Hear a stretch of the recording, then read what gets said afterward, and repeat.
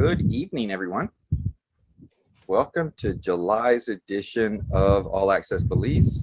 I'm your host, David Kafka, and joining me today again is Serena, my beautiful and talented daughter.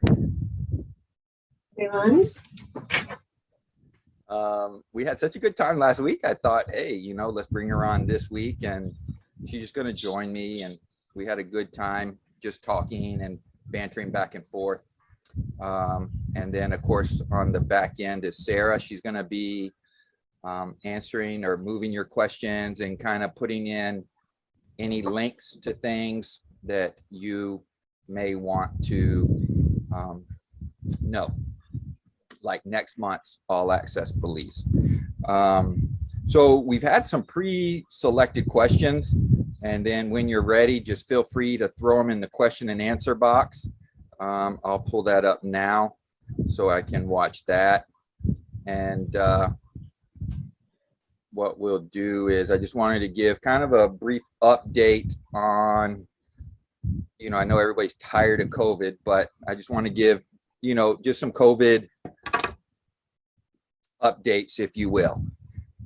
So if you are vaccinated, you do not need to have a test to come into Belize.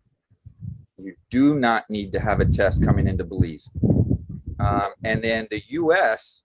has stopped all testing to come into the U.S.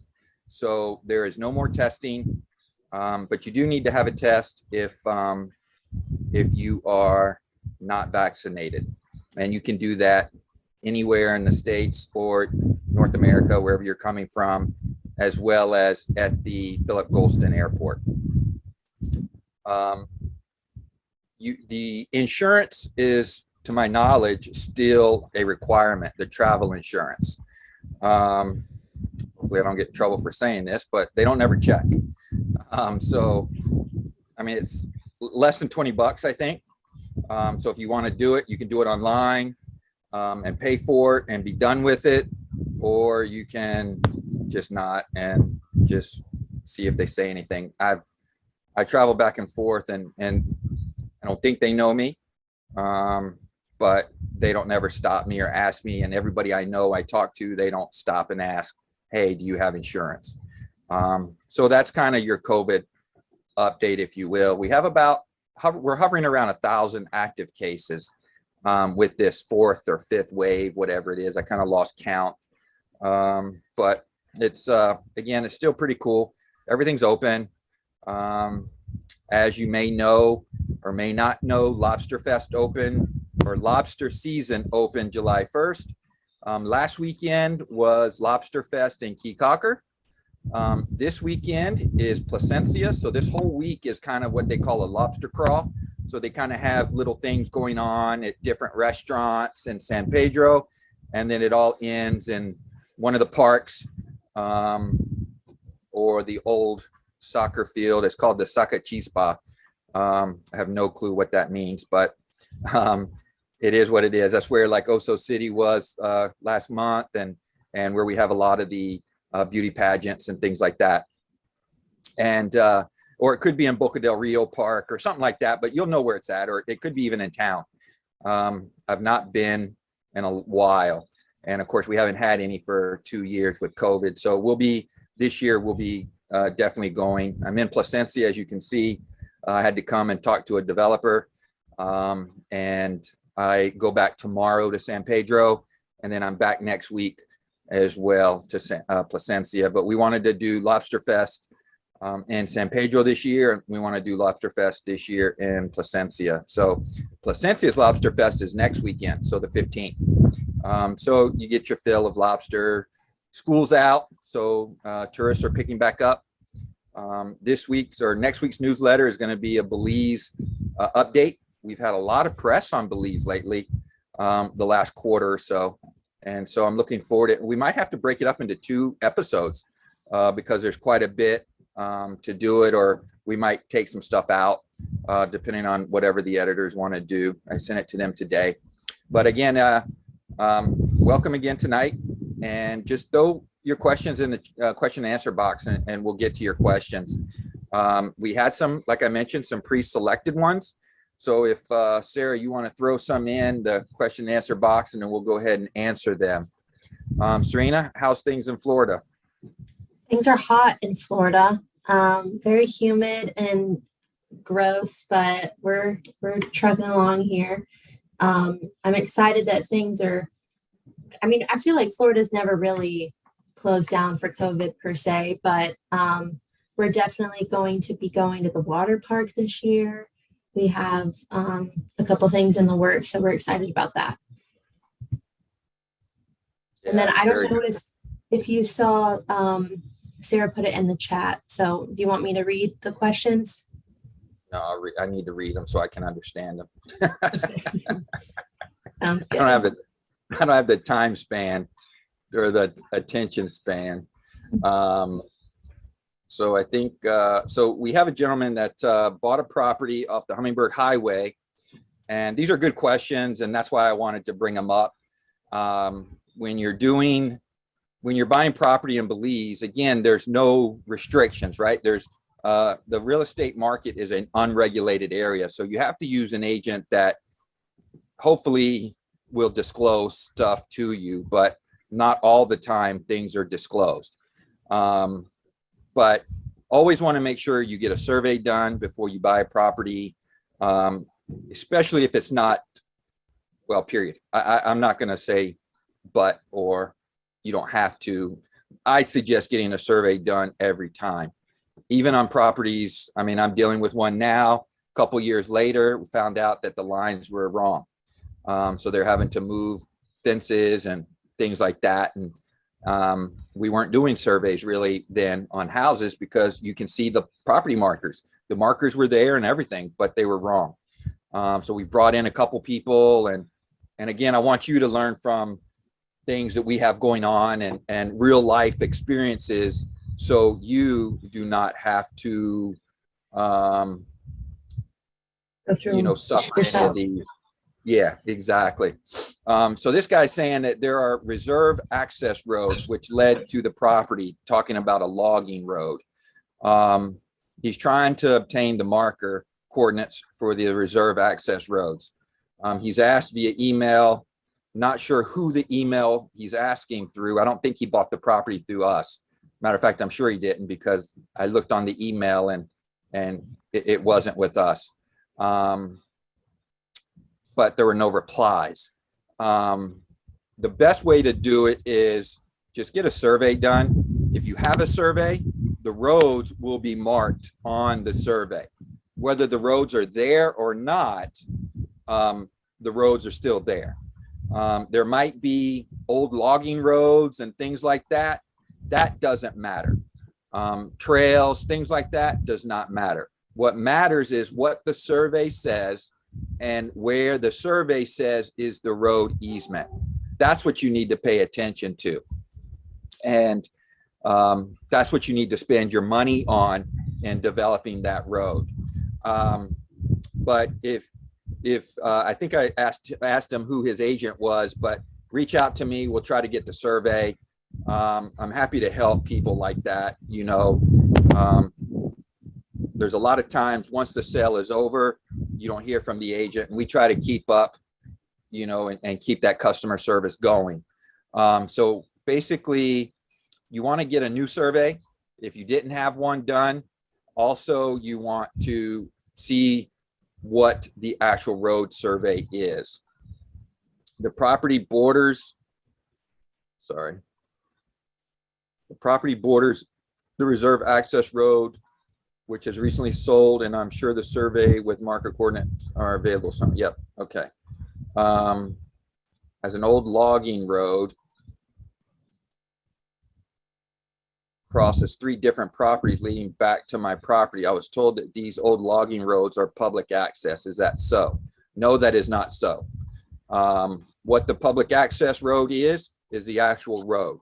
Now, if somebody is using that road and nobody complains about it, nobody wants to block it, like if it's going through my property and I want to build a house there, then we'd have to move the road. But it's not really the access road. So let's see what else. Are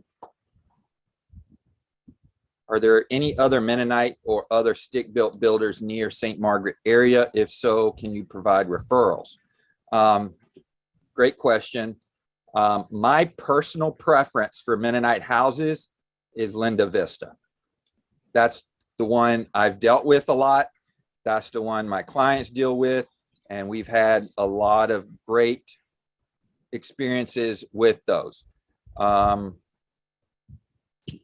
are busy.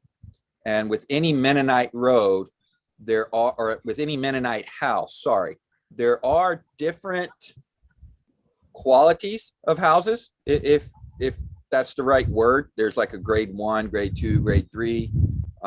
One's a rough cut house. One is, actual 2x4s, things like that.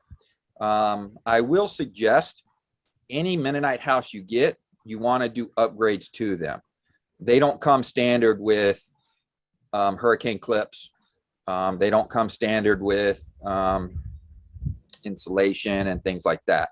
They come louvered windows and they're inexpensive. But once you start putting in good, high quality stuff, then it's just as easy to build a house stick built and then get kind of whatever you want. Linda Vista will customize houses. If you take them, tell them what they want on a piece of paper or napkin, they'll draw it out for you and they'll build it and design it for you. So that's kind of, the Mennonite builders I use. Stick built people in that area is kind of, I don't know too many. I know there are. I mean, I deal mostly with the islands, or San Pedro, Placencia, Hopkins, Corzal. I know PG. There's a couple. I can do some research if he reaches out. And Sarah put in the chat the Linda Vista one. There's usually price list on them as well. His other question was property taxes. It's pretty complicated to pay property taxes. They're trying to get it to where you can put it online and pay them online. We offer a service that we pay them. I try not to pay 1 year at a time. I try to go and I pay 2-3 years at a time because it's so inexpensive. So that's kind of what I do. We usually go every year for clients. Usually there's different clients. I'm about to go now in the next 2 weeks and do some for my properties that I own and for others. Serena, what, you have anything you wanted to ask or add to? You're on mute, sweetie. No, thank you. No, I don't think so. I think you're covering it really good. Okay. They wanted to expand upon Dangriga, tourism, crime, friendliness, hospital, and reasons why Dangriga doesn't really get to be mentioned or a bad reputation. So I think, for one, you can speak on the hospital and things like that. I do want to speak on the crime, though, for sure. It's one of the things, I don't want to say I'm passionate about it by any means, but growing up in Belize, I would go to the store, and last month when I was on here, we kind of talked about how you would see, kids going to the grocery store, and that was just kind of the normal. So with the per capita crime, because of how low the population is, the crime might seem like we have a higher rate for that, but it's not necessarily true, only because if you look to the bigger cities, Chicago, New York, things like that, because of the population, the murders and the crime, it's all very, very low, and it's almost always, and you can correct me if I'm wrong, drug related, gang related, things like that. I'd add domestic to that. Domestic too, yeah, for sure. But if you want to touch on the tourism there and the hospitals, and I mean, friendliness, you're not gonna, everywhere in Belize, Dangriga, Placencia, Hopkins, anywhere, you're always going to find a friendly face no matter what. I'll say that. Yeah, that's for sure. The hospital, it's probably not my favorite. It'd be okay to get stabilized, and then I want to go to a different hospital in Belize City. So it's not one of my favorites. They are doing some work on it, but right now it's just not one of my favorite hospitals. I'm not saying they're bad. It's just not the best, cleanest, things like that. Tourism, I think they're trying to get the tourism going there. It's definitely the cultural capital of the Stand Creek area for sure. I guess you would call it south. So once you go into Dangriga and you can go at dead ends, you either go left or right. If you go to the right, there's some beautiful beaches up there. And it kind of goes all the way to Commerce Bight, and then eventually you'd go to Hopkins. And it's pretty nice. There is quite a bit of crime in Dangriga. I think it's gang related. So I don't, it's definitely not against tourism and people that live there. I guess kind of like what Serena was saying, if it's kind of held to the drug gang domestic related people. But if you're, just doing business there or living there, I think it's pretty, it's fine. It does have a low employment rate. So you do kind of get some of the petty theft, if you will. But again, the friendliness is great. I have to go there to get my gun license renewed. All my car licenses and tags, you have to get renewed there. So it's just not there yet. There's other places that are a little more up and coming, like Hopkins will come first, and then I think you would see Dangriga before. So I think that's it for his questions. Let's go to Brian. Brian is asking, can I join a developer as a self-employed certified journeyman carpenter? I know there is a rule as a foreigner Canadian business is okay to bring. But in order for myself to move there, I need to have work there to get established. Skilled people are needed for future development, correct? Yes. Yeah, so legally, what I recommend is, let's say you, Brian, want to come and work as a journeyman carpenter. What you should do is you should come start a company, Brian's Construction, if you will, and then you can get a work permit for that. And then you can have jobs, you can get jobs, and you can work for general contractors. And then what you would do is you would start to hire local employees and give local other contractors and teach them. That's kind of what Belize wants to do. They don't want you to come in and join a developer, and because a developer has to when I want somebody, I have to put an ad in the paper, Facebook. I have to prove, if you wanted to come work for me, I have to prove what I did to hire somebody if they were not Belizean. And then what I have to do is, if that doesn't work, then I have to also see your recommendation, why you are qualified to do this, to come work for Remax, if you will, or Caribbean Capital Group.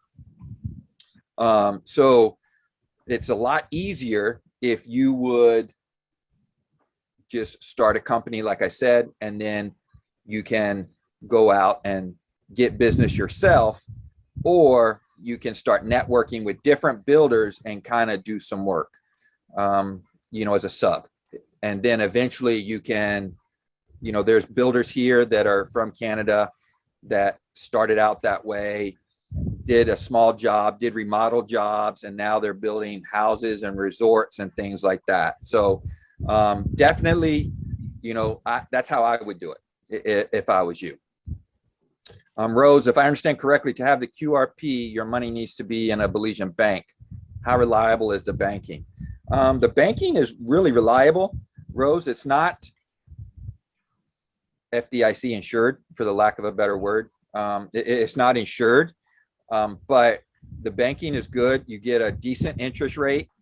I think it's like 2% right now. So it's definitely higher than North America. No local bank has ever gone under. We've had several international banks go under or lose their banking license, like Choice Bank, Atlantic International Bank, things like that. But no local bank has gone under. So we really have only two major banks. That would be Atlantic Bank and Belize Bank. Belize Bank is owned by Lord Ashcroft. He's one of the wealthiest men in the world, that one of the top 150 wealthiest people in the world. He has multiple billions of dollars, and he bought Scotia Bank, and then they merged to, with Belize Bank. So I don't think, and their liquidity is very high. So you know how in the States we have fractional reserve lending. In the state, in Belize, you have to keep a certain amount of liquidity, certain amount of reserves for the money on deposit. So the liquidity is up there. So I don't think you have to worry about that. And you're not, I wouldn't keep a ton of money in the country just because it's not a hard currency. Like I can't send Serena, Belize money to go buy a car in the States. She has to convert it to US. It's not like, the yuan or British pound or the euro or something like that. It's good for Belize and Belize only. So most people can live without that, but on the QRP, you're supposed to have a bank account here, yes. And you just got to keep $24,000 Belize in there every year, and you can use it, you cannot use it. You could tie it up in a CD and then just use your money from the States, if you will. The best way to find rental property for 2 to 3 months in Corozal and Placencia, reach out to a property manager, depending on which 2 to 3 months. A lot of places don't like to do 2 to 3 months in busy season, because that's where they really make their nightly rate. But if you find somebody willing to do it, the problem is under 6 months, you have to have a tax license, and it's kind of a pain to do that. So I would to look at Airbnb. They're doing long-term rentals now.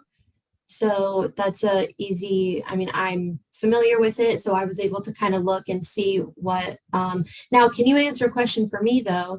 I don't know if it will help anyone. So is it true that you have to have your residency to do a long-term rental?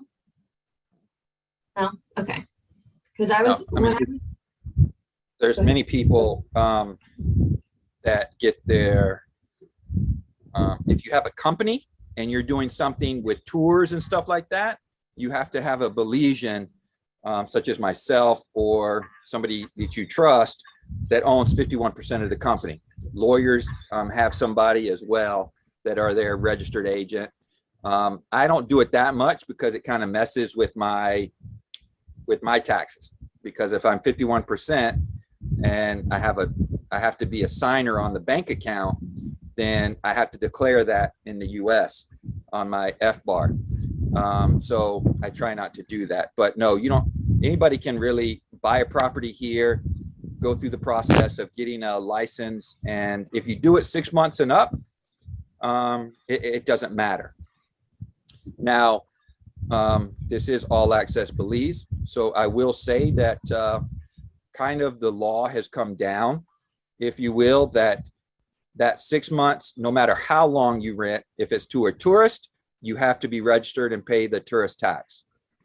I don't agree with that, because if you look at the short-term government act, if you will,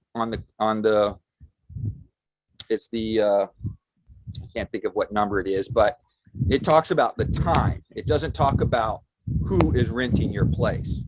So I would challenge it personally. I have a lot of land and short-term rentals where it doesn't matter. So I can rent to anybody. But I probably will challenge it when we get our Maya Beach property up and running and remodeled and then challenge it, because I'm not going to do short-term there. So Rose is asking, do local banks finance for QRP residents? Yeah, they do. It's usually a high liquidity rate. So they usually want 50% down, and it's going to be somewhere in the 10%, 11% range. It's usually a 15-year loan with a 5-year balloon, and then you can refinance it. Refinance. Yeah. And so you could do that. What we do a lot of is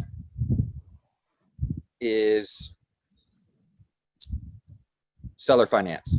So I'll tell you what I've seen, and then I'll tell you what the averages are. So a average, or what we've seen is we've seen anywhere from 20% down all the way to 60, 75% down. Heck, I bought this house with $5,000 down, and it was a couple $100,000 back in the day. So I'm not saying there aren't exceptions to the rule, but I'd say over half of our sales are seller financing. And I've probably done, in 13 years, I've probably done 3 bank finances. It takes a long time. I have a bank financing with my property in Hopkins, our small resort that we have, Serena, Pomodoro, and it's 10% interest. But seller financing average is about 40 to 60% down. Usually it's a 20 to 30 year amortization. I've seen a 5-year, I've seen a 10-year, I've even seen a 45-year amortization. And then usually there's a balloon in 3-year or 5-year or 6-year or 7-year or 10-year. I've not seen one higher than 10. Nope, I've not seen, I don't think I've seen one higher than 10. Majority of them are 5-year balloons. Interest rate's going to be 5 to 7 to 10%. It's going to be higher than the US, but lower than Belize. Our average is about 7%. So people are wanting to get at least inflation. So depending on who you look at for inflation, it's anywhere between 3% and 12%. I think it's more 12% range for the people I follow, but you kind of, justify what you do. David, may I have, confused way? I'm looking to rent a place for 2 to 3 months before deciding to buy in Belize. Yeah, it's really a time frame. So if you're coming for 2 to 3 months in the busy season, December, January, February, March, you're going to pay a lot more money than, depending on what you want and where you want. There are people that have, like for me at my resort in Hopkins, we can rent nightly, or I can rent it 2 to 3 months, and we'll do either or. We don't care. But there's a lot of people that really want just the nightly. They don't want to rent it for a month or 2 or 3. Definitely suggest you coming like what you're doing, David, and stay for 2, 3 months, see if you like it. If you've been several times before and you just want to come while you look for a place to buy, like a base camp, great job. You can do that. But we can, if you send me an email, I can direct you to a few places that can help you and get you a place to rent for several months. AJ, I'm interested more to move my business to Belize. What are the benefits of doing that? Issues? AJ, that's the carpenter business. Was that the carpenter business? I don't remember. that was Brian. AJ, I'm interested to know what kind of business, Yeah. if you want to talk about issues, but on a blanket statement.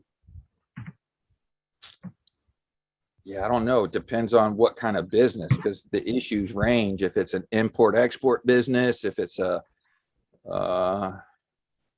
if AJ, if you can kind of explain a consulting business, are you consulting in Belize or outside of Belize?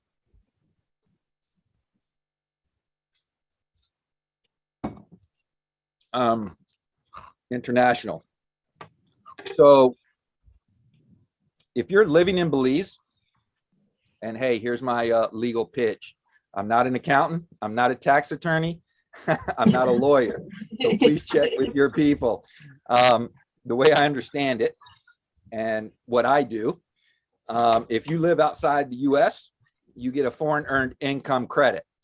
And I take it, AJ, you're American or Canadian, because that kind of matters as well, as far as issues and benefits. Anyways, you can have a home-based business and he's American. Okay. You can have a home-based business and there's really no issues, right? You don't have to register it. You don't have to do anything. If you have a US entity in Wyoming, is where I have all my entities, Wyoming, Delaware, depending on what you're looking at as far as privacy protection and things like that. You really don't have to do nothing. You can just live here. You get like over 100, I think it's $105,000, $107,000 of income you can make without paying tax on that. Then you can start using deductions. You don't have to pay a Belize tax. You don't have to pay nothing. Myself, I do a real estate business here. I earn money here. I have to pay Belize taxes. I still have to pay US taxes. Belize is a flat tax. US, of course, depends on, I'm in real estate, so I'm a real estate professional, so I can deduct anything and everything, and I do.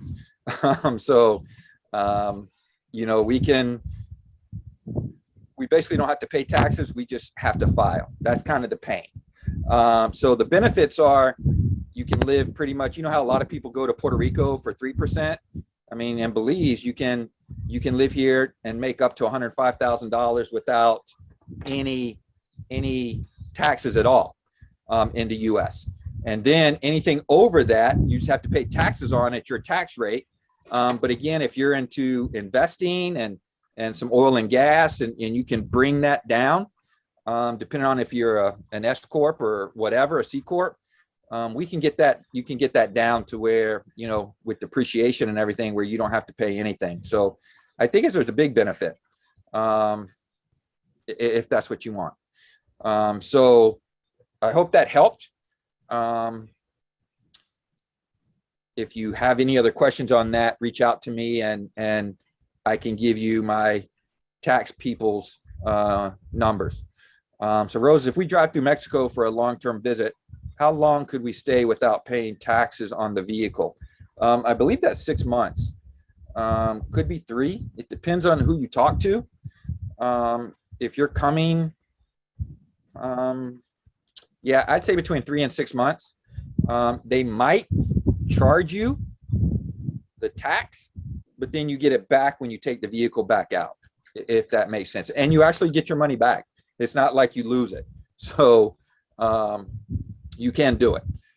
Anything over that, they really want you to pay duty. If you're on the QRP, you get to bring in that car duty free. So as long as you have your paperwork, then you can bring that in.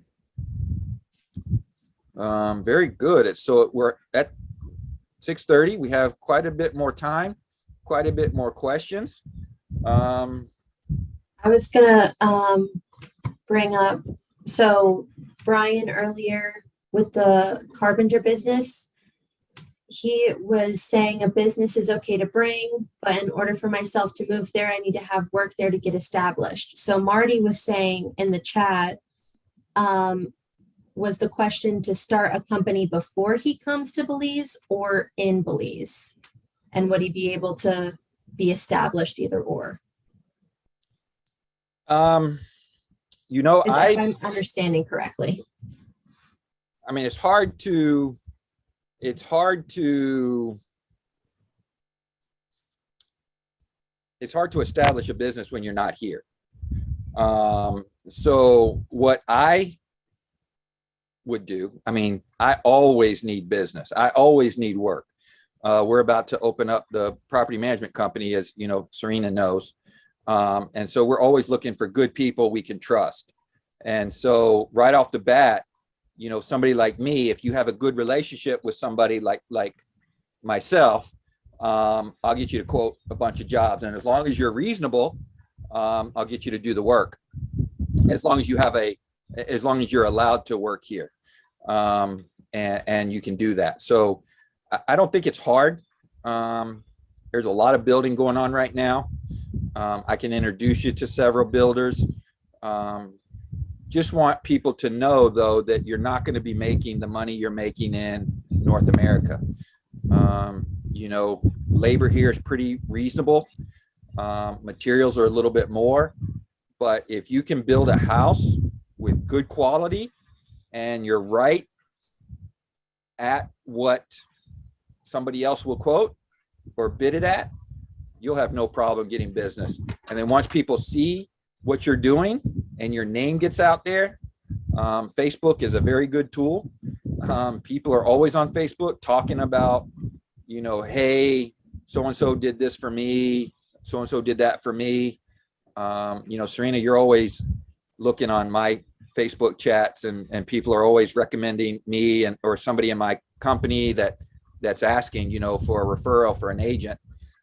So there's expat sites that you can talk about. Hey, I can do this if you need a little bit of work done.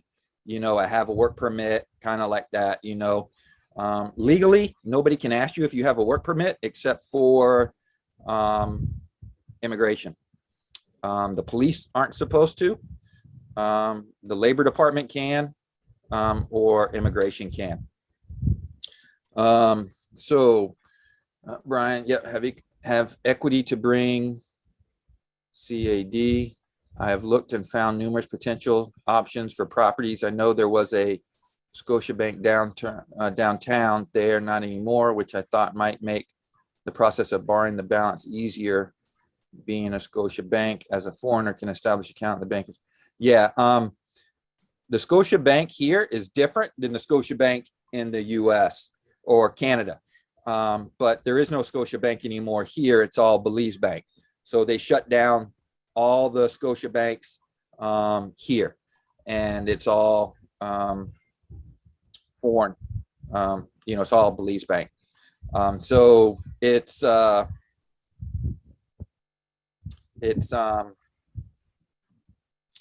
I'd say Belize Bank and Atlantic Bank are the two that loan pretty decent. It's just a pain with documents, especially if you're not a resident. Even for me, it's a pain. But it's I don't know. I don't understand it. I see people they're loaning money to people that I would never loan money to, and on properties that I would never loan up on a property, but yet on my house here, they won't loan me. I'd like to pull some equity out and put it on something else. But they won't, you know, they won't do it because it's a hardy plank house. They don't understand hardy plank. They want to, there's certain places that will only loan on concrete houses. So it's kind of a pain. So it's always easier just to go to a seller. The seller don't care about your credit score, don't care about nothing, because they're using the property for collateral. If you don't make the payments, you lose the property. So, so they're talking about the QRP. Serena, you know what the QRP is? You want to explain it, or you want me to explain it? I want you to take it all over. That's all you, dude. Thank you. All right. So when I talk about two different types of QRP.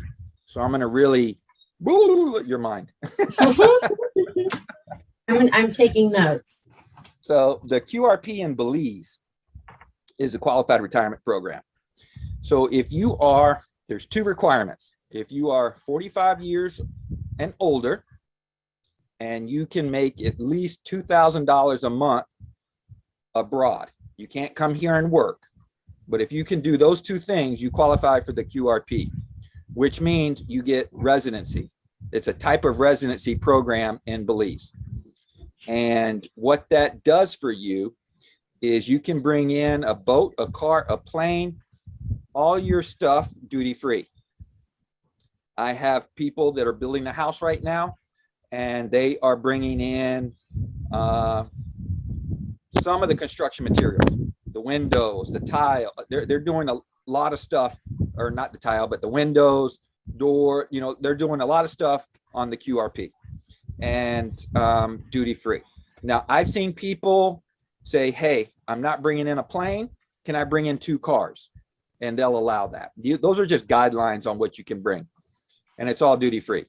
Whether it's worth it or not is, I think, Sarah, if you can put a chat, because I just updated our investor guide. I just sent it to you all to do. I updated the QRP fees. And honestly, I can't remember off the top of my head. Don't quote me on this, but it's around $150 to apply. And then it's like $1,000 a year or $2,000 a year to apply. And you do have to apply every year. You get a card, but then you can go and come as often as you want. You can get into the local line, you know, at immigration when you're coming in. Like Serena and I, you know, we had to stay here because when I moved here, I wasn't, well, I think, no, I wasn't 45 yet. I was, I don't remember how old I was, but I wasn't 45 yet. And we had to stay here a whole year without leaving for more than 2 weeks. And now Serena can go and come as she pleases. I'm a citizen now. She's going to come and another, I think we need to figure out when you're coming for this quarter's meetup. Yep. And then she can come in at the, you know, at the local line. So you're not waiting in that big line. So there's a lot of positives to that. You like that, right? Oh, it's a dream. I feel like a VIP. I get looks from people. They're like, who is this white girl coming through the line? And I'm like, nope, I have residency. Thank you very much. It's lovely. Yep. That's my favorite part. Exactly. So that's what the QRP is. Now there's a EQRP, which is an enhanced QRP, which is a retirement plan. Is part of the 401 series. And what that does is it's a self-directed type IRA. So you have checkbook control. So if you have an old 401k from a previous employer, you can roll that into a EQRP, and then you can come and buy investment property. You can buy pretty much whatever you want with the EQRP. And if you're interested in learning more about that, send me a message and we'll get you some information out. Damian Lupo is our guy for that. And he is out of Alabama, I think. But he does that. You actually get a checkbook. And so you have to be good, because if you go and write a check for a Ferrari, you're getting dinged all that money as income. But if you're going out and buying a property in Belize, you're buying some gold and silver, you're buying other stuff, it's all in your qualified retirement program, and you can put into it, I think it's like up to $55,000 a year. So it's a lot better than a regular 401k or IRA where you can to $12,000, $15,000 a year. How good access, AJ, is the internet? So we're on fiber optics right now. I think I have, do you know, Serena, how much we have at home? I think it's 7 meg line. I don't have the lowest, and I sure as heck don't have the highest. I have the mid range. I have 2. I have the cable company has an internet, and it's pretty good if you have, you know, if you get the higher speeds. I have it at the lowest speed to run my security cameras, because BTL, which is our government controlled phone company, we have the fiber optics. and it's fast, but they only allow you to put 2 cameras on the Wi-Fi. So whereas the other companies do not, what do you call it? Monitor it. They don't care how many you put in. So like I have at the art shops, I have a couple, I have, you know, half a dozen here, all around the property, facing the boat, everything, so I can see it. And that's why I have the other one. At the office, we have this one as our main, and we have the other phone company, which is Smart, and we have it as a backup. And so there's basically internet wherever you want. Yes, throughout Belize, majority of Belize has, and if you want to tell me, AJ, where you're looking at, I can't remember again. Was it Corzal? I don't think they said. Yeah, I'm not 100% sure its fiber is in Corzal yet. I'll have to find out. Maybe make a note of that, Serena, to find out if fiber is in Corzal, but it's definitely in San Pedro. It's definitely in Placencia. I think they're working on the Hopkins if it's not there yet. But yes, throughout the whole country, there's pretty decent access, unless you're totally off grid, right? Hopkins, yes, you're fine. That's where our office is, and Hopkins, and I mean, I hold these Zoom calls when I'm in our Hopkins office as well. So not 100% sure I don't think it's fiber, but, and there are spots where there is none. You have to use the cellular or the cable company. But majority of the cable companies offer a internet package. If you're kind of off grid a little bit, you can throw up a tower and they'll put like a dish where you can catch it, and then you can have, as long as there's a cell service, you can have internet. You know, and it's like 5G fast. It's 4G. It's not quite 5G yet. I believe they're putting in 5G. I was on a call the other day that they were in Placencia, I know, by Naya. Yeah, for sure. They are working on it. So Rose, how modern is Key Cocker? Like for internet, cell service, frequent power outages. Not sure about the power outages. I don't think it's that much. They're on generator there. I was just in Key Cocker last week. We're opening we plan to open up our 4th gift shop on Key Cocker, and we looked at the place. Now we just need to finalize the lease. Definitely cell service everywhere. Definitely internet everywhere. Power. I would say though, go ahead. Oh, sorry. I would say it gives you those things that you need, like internet, cell, and stuff like that, but it's remote enough, if that would be a good word for it, that you're still apart from the hustle and bustle of like San Pedro, for instance, which is, I do like that you can still, you know, watch Netflix if you want to, but you know, you're still remote and getting that kind of experience. Yeah, for sure. I mean, it's north of the split. There's electricity now, but I'm pretty sure there would be internet there as well, because Blue Zen is up there. So I know people aren't going to rent at a nice resort without having internet. So I'd say yes, there's internet there. I don't think they cut the power off or anything.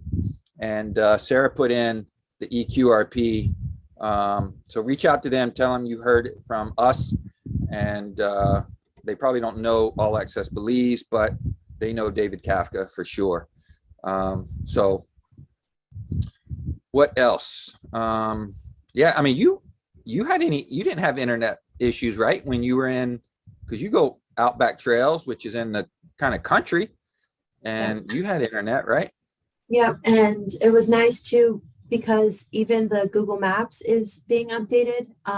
So even using cellular, so if I didn't have internet, which almost everyone you can get Wi-Fi for at any of the restaurants and things like that, but it was definitely nice being able to use Google Maps. Just so I'm very directionally challenged, so I could just pull up my phone and I'd be able to go right there, and it was no problems at all. She gets that from her mother, not from me. Oh, that's good to know. Actually, I was wondering. I'm just kidding. I don't that. Oh man. AJ, how's the infrastructure for dealing with hurricanes and disasters? That's a good question. That's an excellent question, actually. Fun fact for you, Belize is not on the top 52 top countries and cities with the most hurricanes. 53 actually is the slide I have. It's places like Puerto Rico, Bahamas, Florida, Georgetown, South Carolina is on there. Nags Head, North Carolina, places like that. I'm going to quit saying that we haven't had one in a long time. But yeah, it's the last hurricane we had was a Category 2, and I want to say they shut the power off, and as soon as the winds were over, they had it back on. But they shut the power off. We've had some flooding recently in like some of the areas. And I think it's okay. Most everything is elevated, right? So the water just kind of goes through it. So I don't think, it's not going to be like, well, I can't say, because I know places in Puerto Rico that still don't have electricity and stuff like that a year later after the hurricane. So I'd say it's pretty decent. It's probably some good places and bad places. If it's in a tourist destination, I think it's going to be better than an outlying area. If it's in Belize City, it's going to be a little better than an outlying area because majority of the people are in Belize City.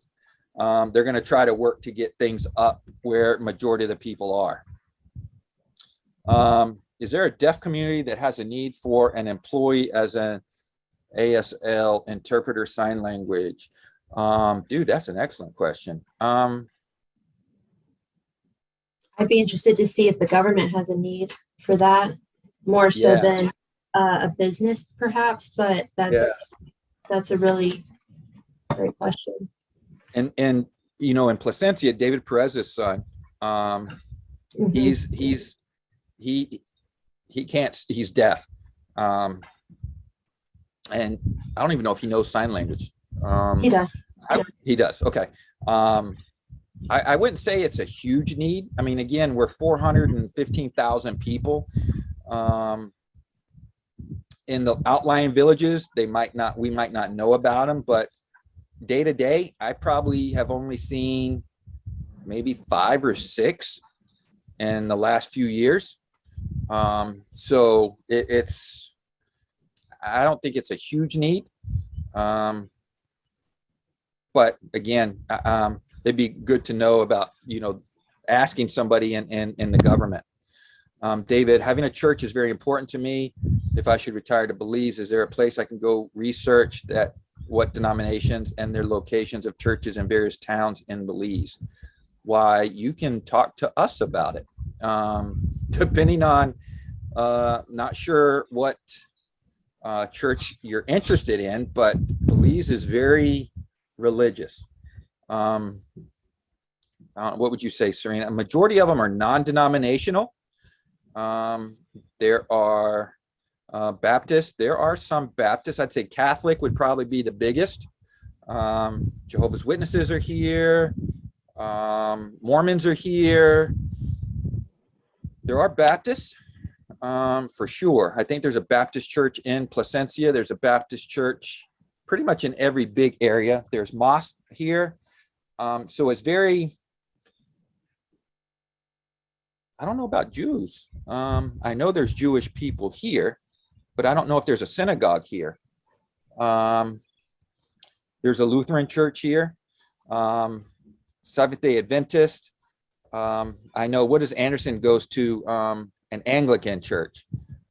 So it's pretty wide range, but majority of them are non-denominational, so they want anybody to come. So you should be good to go.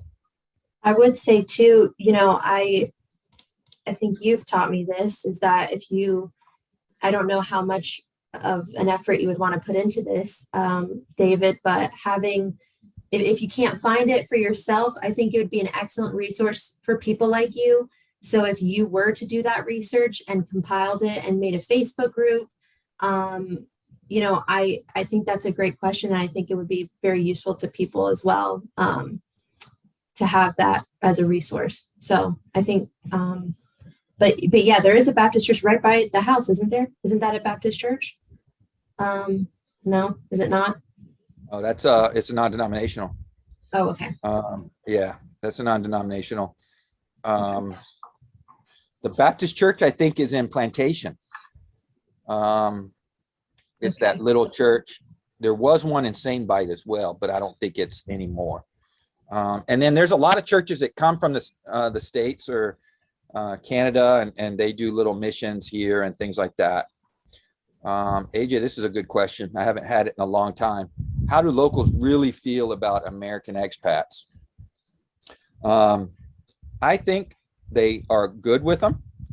I think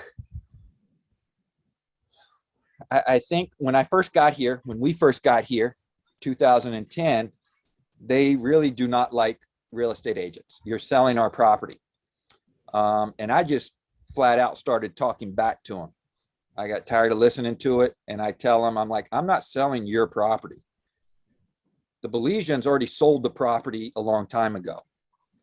What we're selling is we're selling it second, third, fourth time. So I'm like, don't be mad at me, be mad at people for selling. I try to talk people out of selling all the time. I would not sell nothing in this country. I'm only buying. I don't, unless I want to sell a piece, or if I buy two with some seller financing, I'll sell one to pay the other one off. But I never, I don't like to sell. So what was this question? How do locals really feel about expats? Yeah. I think, but so for example, I opened an art shop. Me and Melissa, Serena's, I guess she'd be your stepmom, if you will. Never said that before. But we've opened an art shop, and it's Melissa's Art and Soul. And there's an Art and Soul in Placencia. So everybody not everybody, there's 3 people that were just kind of going off, you all take advantage and this and that. And I didn't think about the answer or whatever. So I told them I'm not going to change the name, because I've already set up bank accounts. I've already set up companies. I'm like, but what I'll do is I'll change the name of the Placencia store to Melissa's Art and More. And that's what we did. So eventually, there are some times people will, lash out, if you will. I've done a lot. I'm not trying to brag, but I've done a lot for Placencia. I've bought a couple fire trucks. I bought a couple motorcycles for the police department, radios, CB radios, camcorder, and everything. And I was selling the property at the point, and I'm just the agent. And people were getting on me for selling the government land, which it wasn't government land. It was a titled property that a Belizean owned and was selling it. So there was comments about that. But I don't really care what people think of me. I do, but I don't, if that makes sense. So most of the time they love expats, especially if you come with a humble attitude and things like that, and the willingness to help. What'd you say, Serena? Respectful. Respectful. There's a lot of, when you pass someone on the sidewalk, if they're older, younger, it doesn't matter. You say good morning, good night, evening, and that's something that if you don't do it, it's kind of considered disrespectful. I would say too, especially since if you will be working here, it'll be consulting. So I think a lot of the problems that, my dad had were real estate related, but my dad does do a lot. We've always volunteered in the community. We helped with the Humane Society. And I think when people start seeing that you're wanting to be, a part of the community, not just, I do think there was a stigma, especially when we first moved, that, Americans and their money and, all these things, they just want to take. When you kind of show them that's not you and that's not what you're here, I think it's, I've made lifelong friendships. And so is my dad, just being you and helping where you can, just like you would in your own community in the States. So I personally have never had any problems, but I'm also not a real estate agent. So yeah, we haven't had problems. We really haven't. We've a lot of people, much respect, brother, they always hail. I mean, people are always calling my name, Placencia, like we were in Kikaka the other day. What's up, Remax Placencia? And I'm like, dang, I mean, a lot of these people I don't even know, but it's a small country. They get to know you. What they don't want is a developer to come in here, take the land, clear cut it, sell it off in pieces, take the money and leave. If you're here and you care about the place, you volunteer, you're not going to have any problems. If you come here and you talk down to the people and treat them like a slave, you're going to have some problems. I mean, I don't care who you are. Yep. AJ's asking, and we're kind of at the top of the hour, but as long as we got questions, I'll answer them. AJ's asking, does Amazon deliver here? Yes and no. You can buy and you can have it delivered to a shipper, and then a shipper will ship it to you. So I just ordered $6,000 worth of furniture for a client, and I sent it to my shipper. I did it from Ashley Furniture, and they delivered it free of charge to my shipper, and then my shipper puts it on a boat or whatever they do, and then they put it in the house. That's what they get paid for, and they take care of the shipping and the duty. When it comes to Amazon, I do the same thing. So I buy stuff from Amazon all the time, and they come once or twice a month, and whenever it gets there, it goes to a warehouse, and Amazon Prime, it gets delivered free, and then they bring it to Belize, and it's like $30 a box, and they do consolidate. So if you're buying 5 or 6 little things, they put it in one box, and you get charged for that one box. We just had 2 computers, and I think I paid $300 Belize for the 2 Dell computers, and that's shipping and duty. So it's not like next day, like that, but you can get Amazon here. So again, I thank everybody. We had some pretty decent attendance today. And again, if you enjoyed this, if you thought it was informative, please reach out. We do this because we like to. I like having Serena on here. It kind of helps break up, I can bounce stuff off and whatnot. So we'll see if she wants to come on, because now it's kind of late for her in East Coast time. So yeah. So anyways, it gives me a high doing this, because I love helping people. I love educating people, especially about the place I love so much, which is Belize. And she grew up here, and I think we have a lot of knowledge that we want to give. So talk about it to other people. If you like it, tell them to attend. And of course, if you can attend, we do put it on our YouTube channel. And again, tonight we'll take the attendance, and then somebody will win a prize. Usually I like giving out, personal development books. I just wrote another book. I haven't gotten a copy yet. So I'll probably do that. It's Think Big, and all the proceeds go to a charity in Los Angeles, with a friend of ours that does a lot of, it's faith-based, but she does a lot of stuff about feeding the hunger and things like that. So anyways, thanks everybody for attending. Next month's All Access is August 4th, and stay tuned for who that would be. I'm still trying to get that police officer on, but they haven't yet. So thanks again. It might be Serena again. Might be me again. Thanks, everyone. Bye, sweetie. Bye. Bye, Sarah. Thanks.